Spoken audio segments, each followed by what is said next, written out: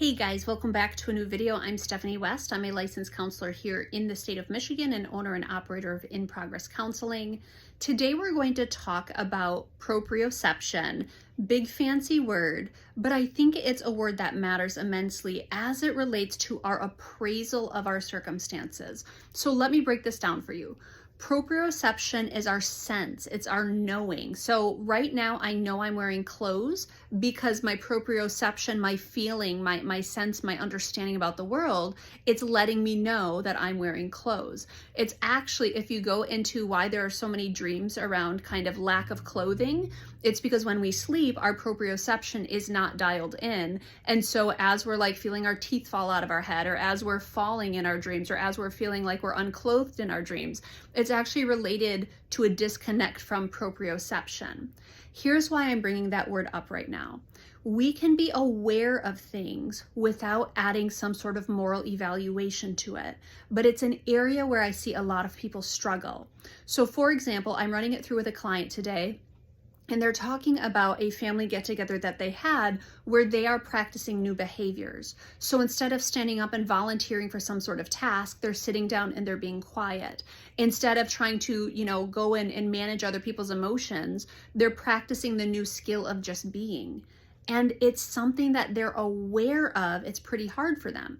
Now, because there's this knowing, this sensation, this awareness, a lot of people will translate that immediately into, I'm uncomfortable, I'm doing it wrong, this is hard, this feels a certain way. And it's like, honestly, it doesn't feel any type of way. You're just aware of it.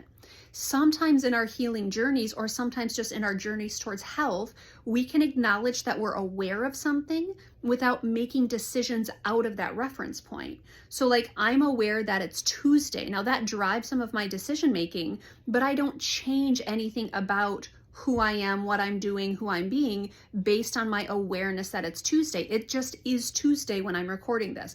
I just realized I drop videos on Monday, Wednesday. So when you hear that, you're going to be like, wait a second, it's Tuesday? That's just the day I'm recording this. But I'm aware of the day. For me, the day doesn't change anything. My rhythms and my routines are locked in the way they're locked in. But there's so often where we feel a sensation or an awareness of something and we turn that into a bad thing. So I'm aware of it, therefore I must be uncomfortable. I'm aware of it, therefore I must be socially awkward. I'm aware of it, therefore I must be doing something wrong. And it's like, you're allowed to be aware of things. Even in my own healing journey, there's a lot of strategies and tools that I have grown in and been able to utilize. And I can navigate the world pretty healthfully overall. But what happens is big emotions show up. Like I feel disappointed in something, or I feel aware of something, I feel agitated. Those things are allowed to exist without me making some sort of moral judgment on it, right? Like, I'm not supposed to be aware of this. I'm not supposed to be agitated. I'm not supposed to be. And it runs so much. And it's like, you're allowed to be aware of things without using that to change your decisions and without using that to make some sort of moral referendum on how you're supposed to interpret the things around you. Be aware of things. That's just, existing. That's life. We don't have to let our awareness of things drive the narrative. So because I'm aware of this, I must be doing something wrong. Because I'm aware of this, I must be critical about someone. Because I'm aware of this, I must be, just agitated or have anxiety. It doesn't have to be true. This especially shows up with judgment towards other people. So let's say there is a person dressed like a purple duck walking across the parking lot. I can be aware of that and non-critical.